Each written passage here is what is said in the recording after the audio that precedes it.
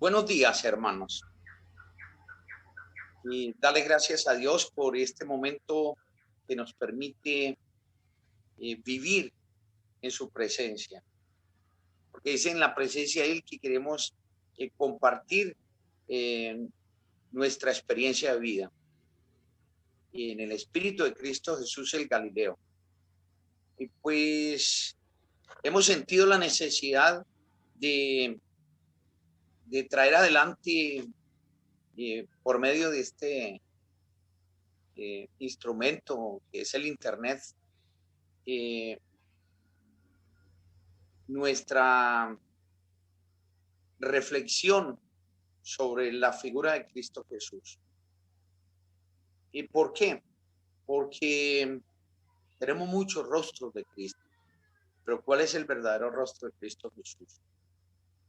¿Cuál es, qué es lo que desea Dios verdaderamente con ese plan de amor que en Cristo se nos presenta para vivir y se nos da gratuitamente?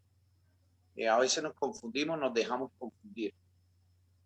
Y tenemos muchas imágenes de Cristo, unas de oro, otras de plata, otras de hojalata, pero el verdadero rostro de Cristo, queremos descubrirlo y dejarnos afectar por él. Por eso nosotros en nuestra experiencia diocesana estamos haciendo el estudio del Evangelio.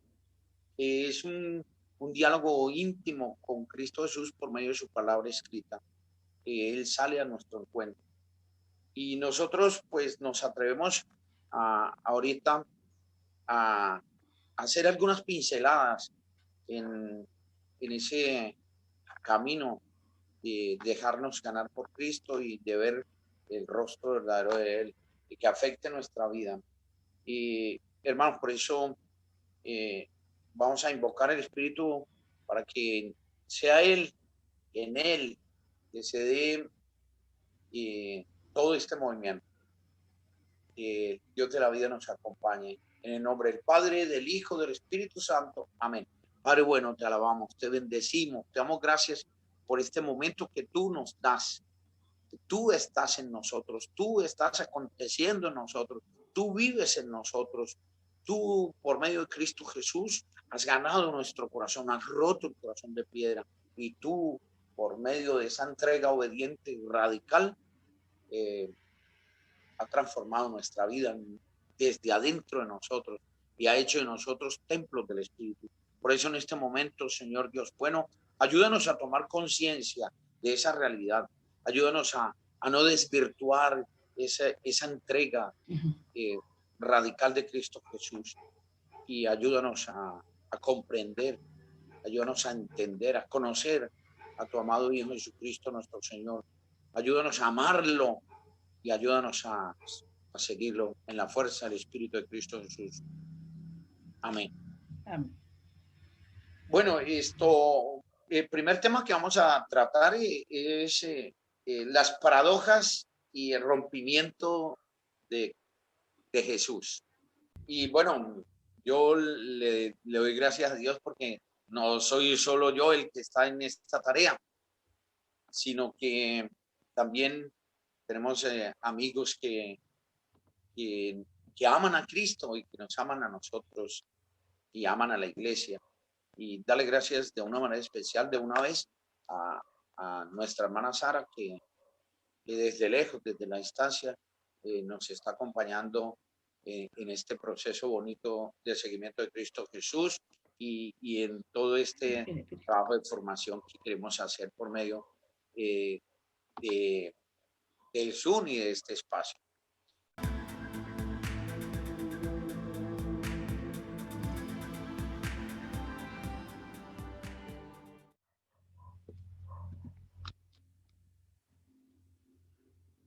Paradoja, paradoxos, contrario a la opinión común. Esa es la paradoja. Y Jesús sí que se la sabía. Jesús fue un marginal. Es la primera paradoja. Hay mayor paradoja que el Hijo de Dios sea un hombre marginal. Juan 1, 43, 46. Al día siguiente Jesús decidió partir para Galilea, encontró a Felipe y le dijo, sígueme. Felipe, que era de Bethsaida, el pueblo de Andrés y Pedro, se encontró con Natanael y le dijo, hemos hallado a aquel de quien escribió Moisés en el libro de la ley y del que hablaron también los profetas, Jesús, hijo de José y natural de Nazaret. Natanael exclamó, ¿es que puede salir algo bueno de Nazaret? Felipe le contestó, ven y verás. Eh, bueno, ¿usted qué opina de eso? Pues esa frase de Jesús fue un judío marginal. Jesús no nació, de pronto nosotros desde nuestra perspectiva humana creeríamos que si era el Hijo de Dios debía nacer en el palacio, ¿no? Pues en la mitad del templo de Jerusalén, una cosa así como, y fíjese que él escogió Nazaret, que era una región de pobre, más agrícola, De de oro. pescadores. Sí. Entonces, pues yo creo que, y la sorpresa de Natanael, ¿no? O sea, ellos esperaban que naciera en la cuna de oro, como dices, Mercedes. Sí, pero es que Nazaret es territorio de gentiles, ¿ya? De pecadores, de impuros, que estaba fuera del territorio de la pureza, de los santos, de los buenos. Entonces allá estaba, era la gente pobre, los marginales. Y fue el lugar que Y, Jesús escogió para llegar. sí, y esa es la primera paradoja. No, Calle, no surge del centro de poder, no. Y surge en la poniéndolo, periferia, y surge en poniéndolo la en nuestra periferia. actualidad, hoy, yo lo pondría, por ejemplo, con el Papa Francisco, que nos ha estado como poniendo tanta humildad, como, y él lo Sí, pero dijo, eso no gusta. O sea, eso de que sea un marginal, que sea de la periferia, que esté en medio de los impuros, de los pecadores, eso no gusta. No gustaba antes, menos ahora.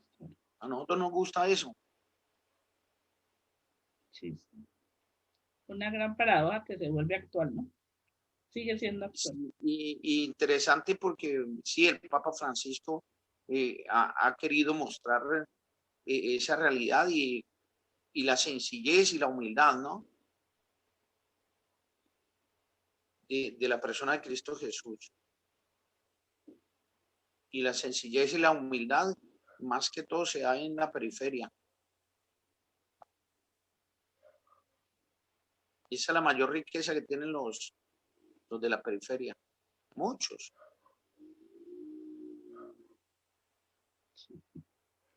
¿Qué me dicen? Tiene toda la razón. No, y que en lo pequeño y en lo sencillo encontramos al Señor. De pronto a veces nosotros o por lo menos yo le digo como laico católico, a uno le gusta irse a la misa donde pues explota el volcán el día de la resurrección y salen luces y chispas, pero entonces nos vemos el espectáculo, pero de pronto se nos olvida el momento real que está pasando, que es esa resurrección del Señor en nuestros corazones. ¿Sí? Entonces tendemos como a veces a mirar o decimos mucho, ay, ese padre predica bonito, entonces yo oigo la predicación de ese, o yo voy a misa allí porque es que allí pasan cosas distintas o porque sí. Pero no vemos que Jesús no está en todo ese espectáculo, que de pronto eso nos ayude como a centrarnos, a entender mejor, pero Él está como en lo pequeñito, ¿no? Como en lo más sencillo. Sí, es la tendencia que uno tiene de figurar las cosas, ¿sí? De acomodarlas a uno. Entonces, yo decía en el principio que hay muchos rostros de Cristo, ¿no? Rostros e imágenes de Cristo, ídolos, ¿no? Que uno mismo se fabrica, ídolos de oro y de plata, de hojalata, y, y a uno le gusta eso. Y usted recuerda cuando subieron al monte con Santiago y Juan y que se transfiguró. Qué rico tener esto, hacer tres chozas aquí. Eso le gusta Quedémonos a uno, esa aquí. es la tendencia de uno, Ujú. pasarla bien, ve, me siento bien, sí, aquí me siento bien. Entonces algo más psicológico, pero Cristo no es eso. A uno le gusta un Cristo bonito, entonces, ¿dónde ha visto coronas de espina bonitas? O sea, los látigos y las marcas, los latigazos, las heridas no son bonitas, ¿sí? No.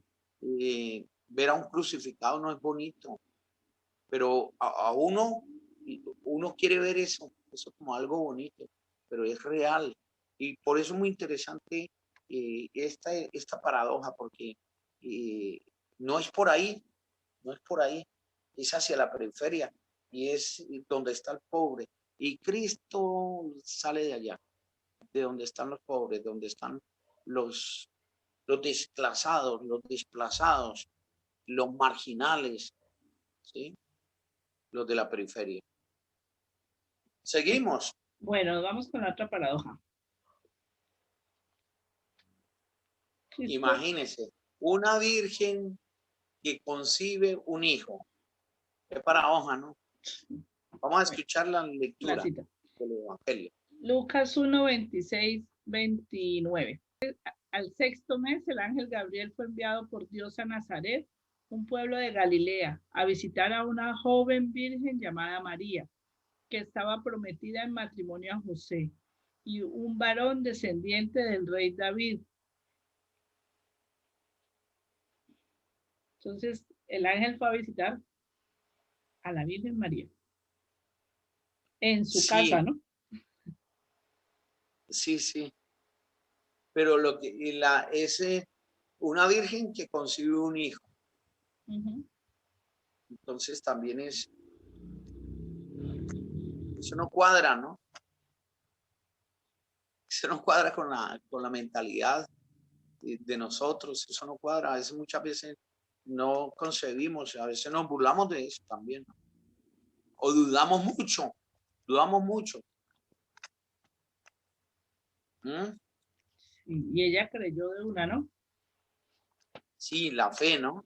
La fe Uh-huh. tan tenaz de una muchachita, porque era una muchachita, era una niña.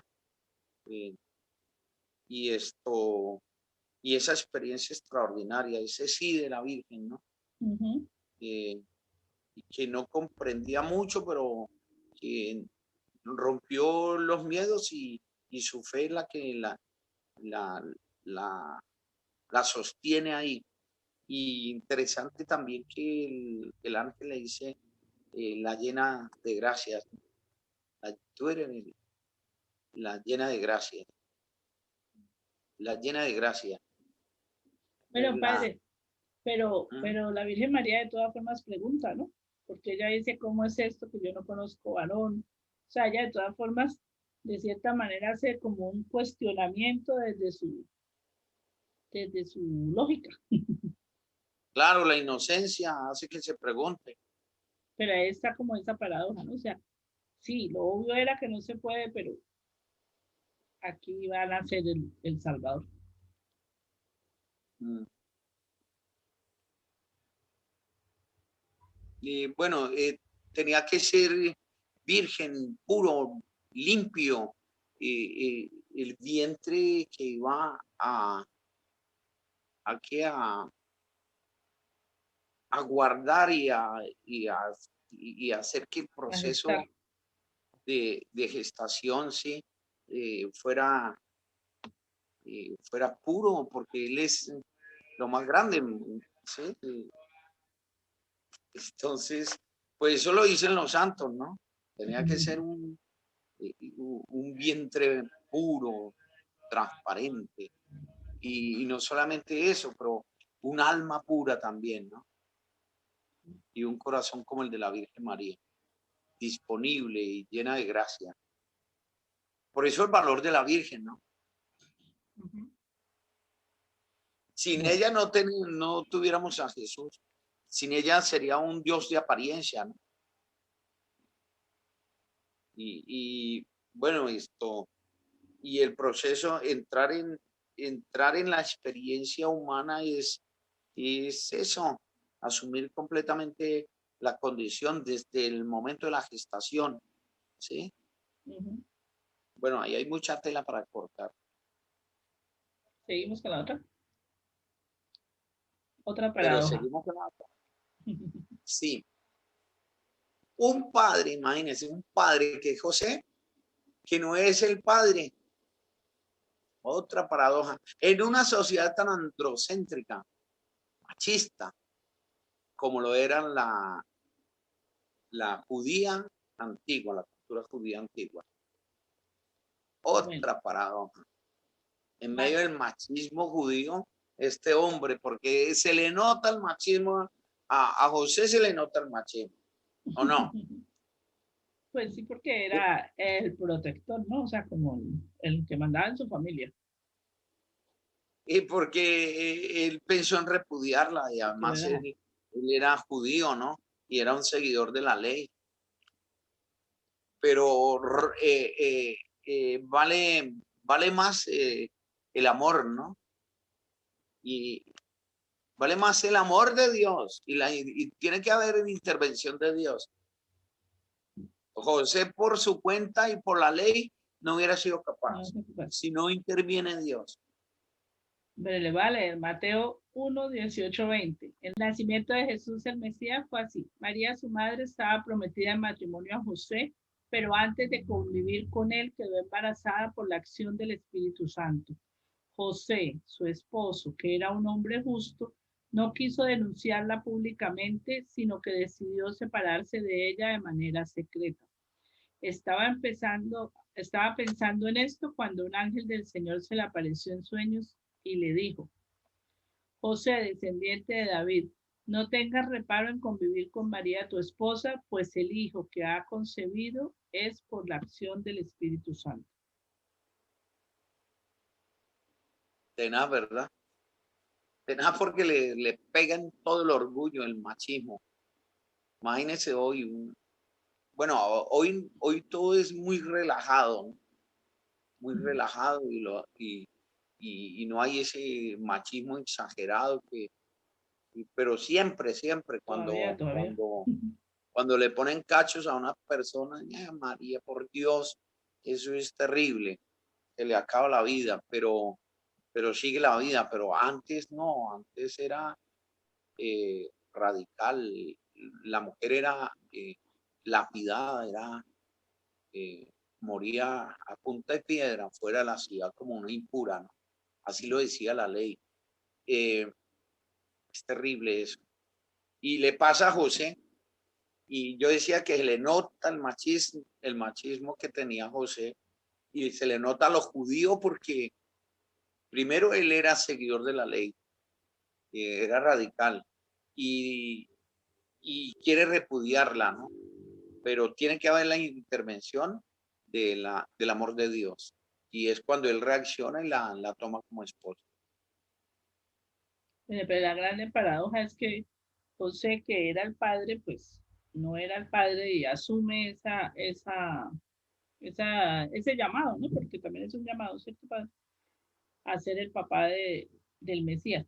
Pero digamos, este año que estamos viviendo el año de San José, que el Papa Francisco nos ha podido reflexionar mucho. Yo personalmente he estado como buscando y leyendo y aprendiendo cosas nuevas de José y ay, no sé si lo que voy a decir sea muy grande, pero yo creo que el papel de José es muy importante también. Nosotros nos hemos centrado mucho como en la Virgen María, pero ¿qué tal si ella no hubiera tenido en esa sociedad machista el respaldo de un hombre, ¿no? De un hombre de fe que creyó en lo que le decía el ángel en el sueño y, ¿sí? Y que decidió apostar por protegerla a ella y al niño, ¿no? Sí, sí. Pero la paradoja es esa, siendo un machista le toca ser papá de un niño que no es Que de no es él. él. Sí, Sí, sí, pero sí. eso es tenaz. En medio del machismo, Miren aquí el amor de Dios hecho, hecho ternura en José, ¿no? Porque es un hombre que al final la ternura del bebé lo vence, ¿no? Ujú. Bueno. Y una actitud o una vida que no hubiera podido vivir así, José, sin la presencia de Dios, como lo decía usted, sin que Dios hubiera intervenido en ese corazón, ¿no? Sí, pero llama la atención que hoy hay muchos que dejan embarazadas a sus novias, a sus esposas y salen y se van. O sea, en una inconsciencia, es muy difícil ese tema también. Una irresponsabilidad de tantos que engendran hijos y no asumen la responsabilidad. Y este hombre, eh, mire que eh, el niño y la Virgen María lo vencen, ¿no? Y hacen y dan una respuesta eficaz y concreta, le da una respuesta eficaz y concreta y los protege. Ujú. Hoy no, nosotros estamos viendo ahorita aquí, en medio de la pandemia, en medio de esta situación, un país, cantidad de niños, cantidad, y niños y las mujeres que los tienen no están bien alimentadas, están desnutridas, y los niños pues nacen con taras terribles, pero son producto de la inconsciencia, Vamos para otra paradoja. señora.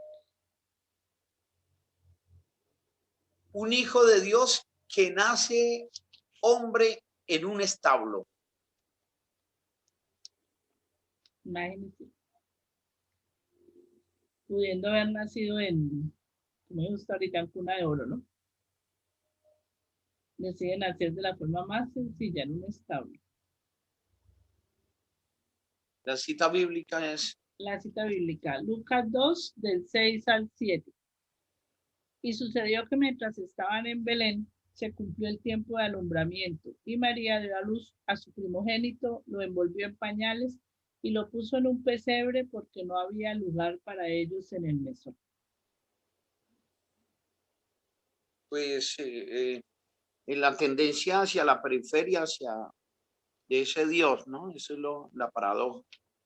Es Dios y no nace en el centro, nace en la periferia y nace en camino, ¿sí? En camino, en movimiento, en un proceso extraordinario. Pues al final tienen que irse para Egipto, siguen el Esconderse. camino, ¿no? Ujú. Y esa es la paradoja. Eh, pero también en este mundo tan materializado, ¿no? Usted ve ¿cómo es que llaman las fiestas que le hacen a los niños? Los baby shower. Eh, sí, baby shower. Esto, no, Jesús no tuvo eso, no tuvo eso. No hubo chance. Fue apuradito en esa zozobra, en esa angustia. Yo no me imagino a José, ¿no? Y a la Virgen María toda preocupada, especialmente a José, porque era el que estaba respondiendo por ellos y era papá, lo había asumido como papá. Y mírenlo, en medio del mundo materialista, eh, Jesús en un pesebre, en la sencillez, eh, con olor a establo.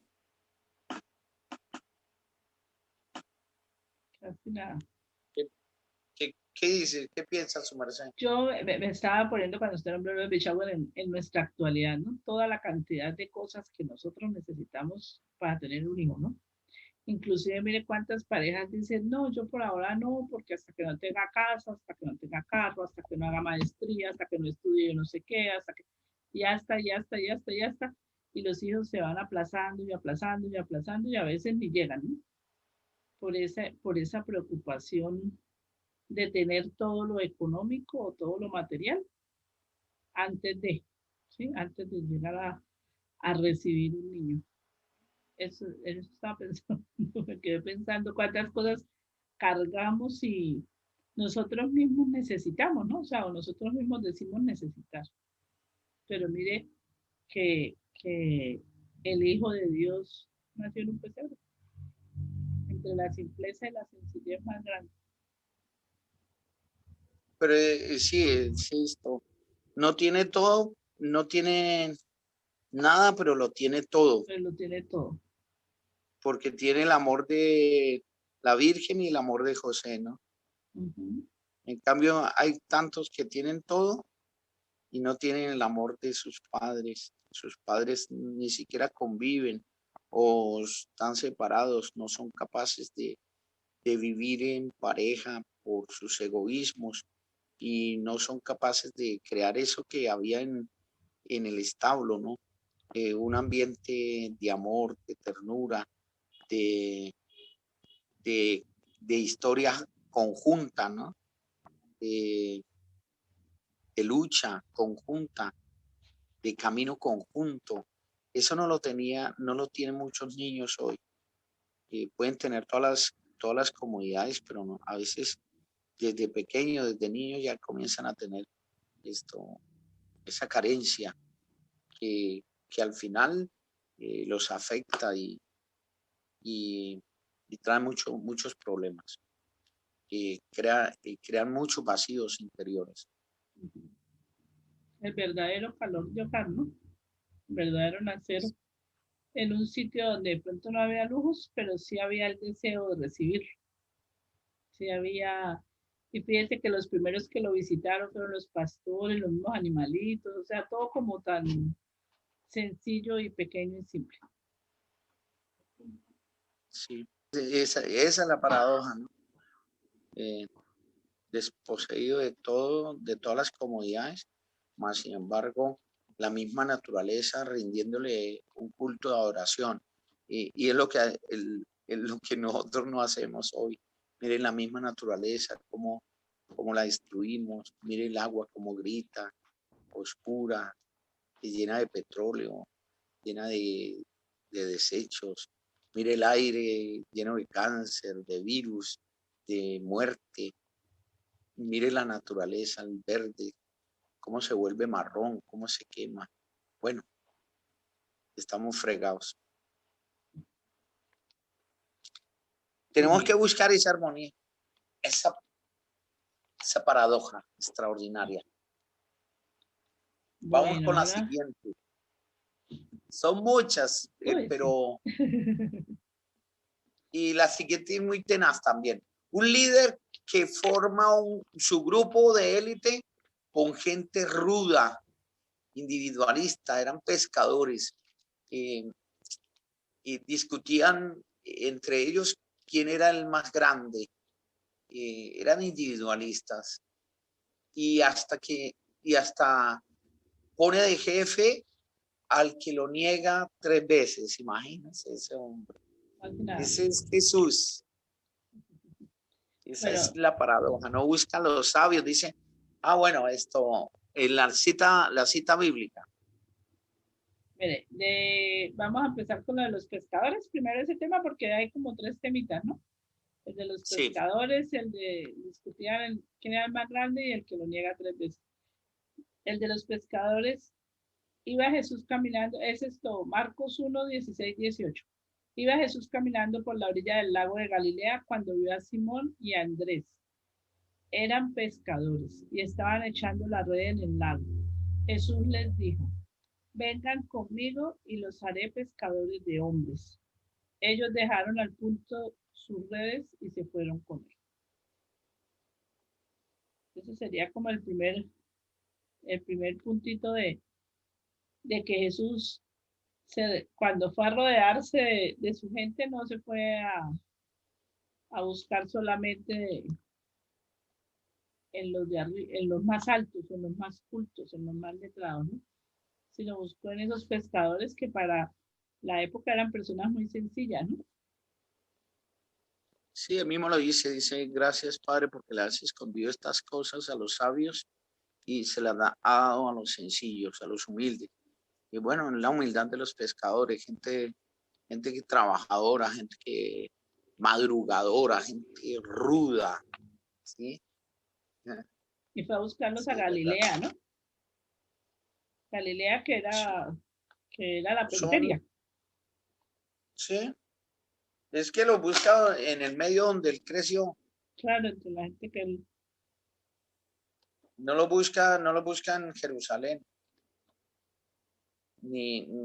¿no? Y no lo busca en las universidades, lo busca en la periferia. lo que Por pasa es eso los que del centro están tan alejados de él.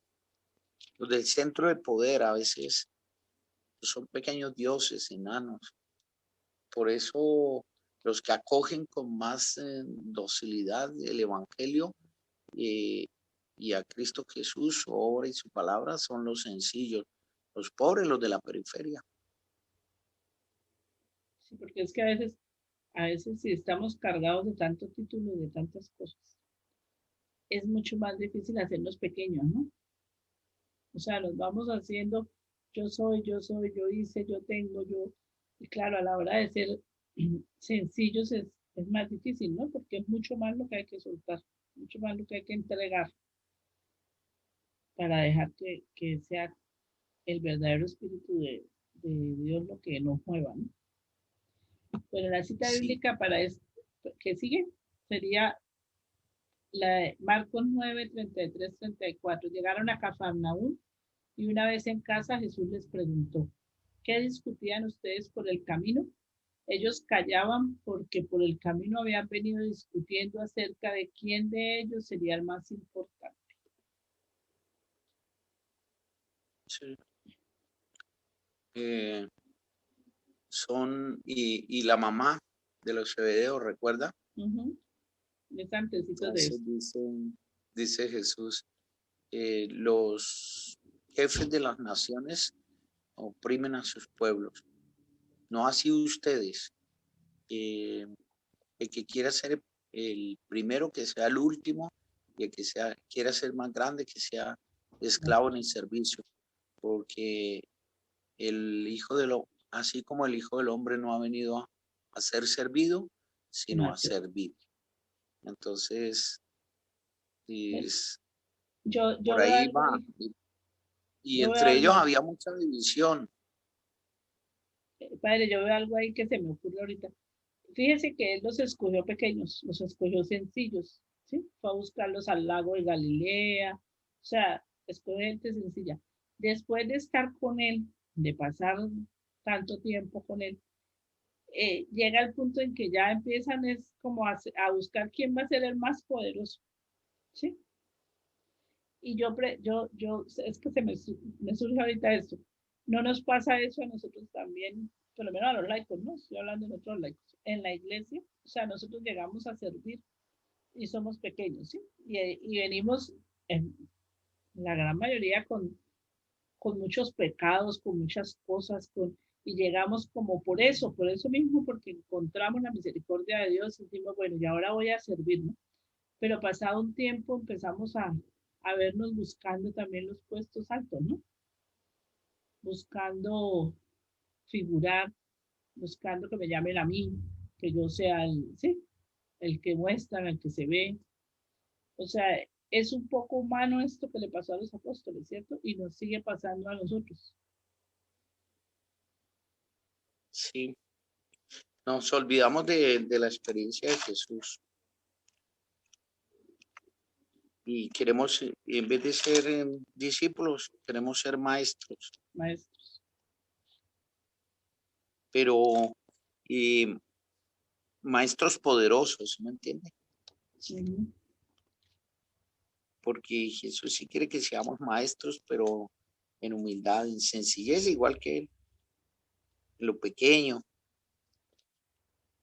y desde lo pequeño, desde la humildad.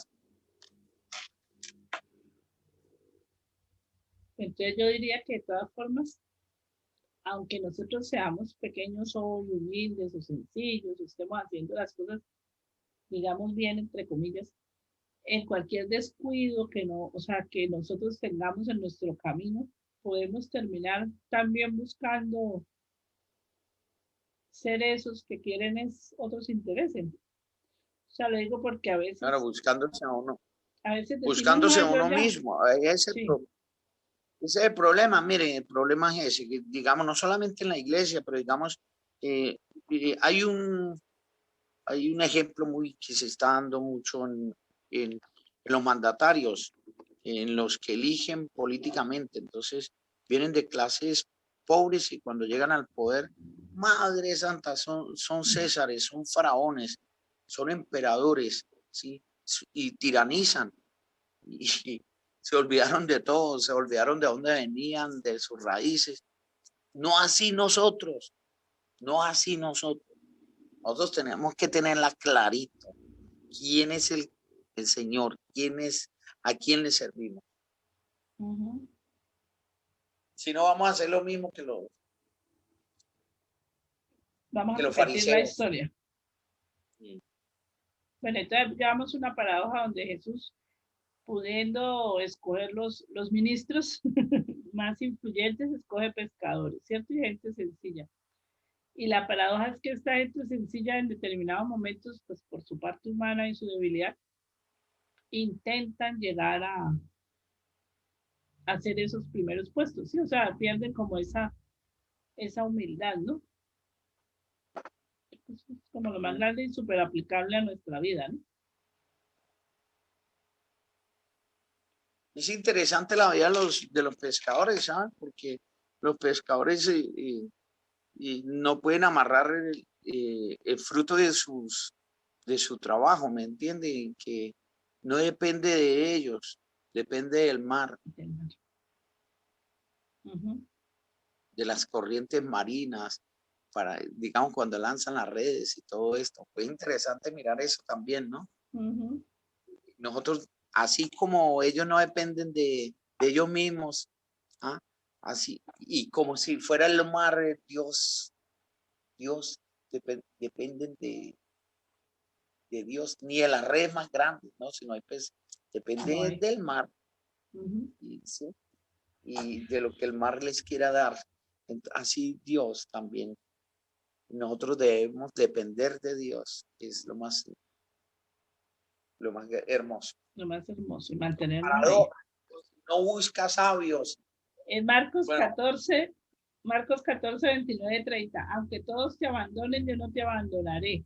Jesús le contestó, te aseguro que hoy, esta misma noche, antes de que el gallo cante por segunda vez, tú me habrás negado 3 veces. es que coloca a uno que lo niega 3 veces como jefe. Como jefe de su, Ah, como roca firme, fuerte. si tú eres Pedro y sobre esta piedra edificaré mi iglesia. Y después le dice, Pedro, ¿me amas? Sí, señor. Pedro, ¿me amas?